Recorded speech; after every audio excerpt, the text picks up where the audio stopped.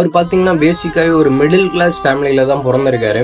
அவரு பாலிடெக்னிக் படிச்சுட்டு இருந்த டைம்ல, அவங்க அப்பா வந்து வேற ஒரு ஃபேமிலியோட போய் சேர்ந்துட்டாங்க. ஸோ ஃபேமிலியோட மொத்த பாரமுமே இவர் மேல திரும்பியிருக்கு.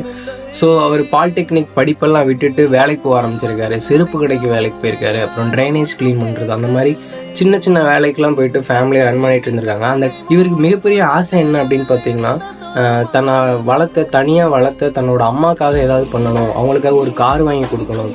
அவங்கள பெருமைப்படுத்தணும் அப்படிங்கிறது தான் அவரோட முழு குறிக்கோளாவே இருந்திருக்கு. நான் டிக்டாக் இருந்த டைம்ல டிக்டாக்ல நல்ல ஃபன்னியா, என்டர்டெய்னிங்கா நிறைய காமெடியா வீடியோஸ் போட்டு நல்ல ரீச் கிடைச்சிருக்கு. ஸோ இது மூலமா நம்ம ஏதாவது ஒன்று லைஃப்ல சாதிக்கணும் அப்படின்னு நினைச்சிருக்காரு. அந்த டைம்ல தான் டிக்டாக்கை பேன் பண்ணிட்டாங்க.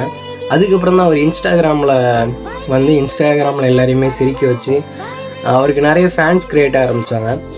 அவர் லைஃப்ல அவர் நினைச்ச மாதிரியே எல்லாமே நடந்துட்டு இருக்கும். சில ஃபாலோவர்ஸ் 8,00,000, இன்னும் கொஞ்ச நாள் போயிடுச்சுன்னா 1,000,000 வந்திருக்கும். சினிமாவில் வந்து ஒரு 5 படத்துல சைன் பண்ணியிருக்காரு அப்படின்னு சொல்லி அவரோட பிரதர் வந்து சொல்லியிருந்தாரு.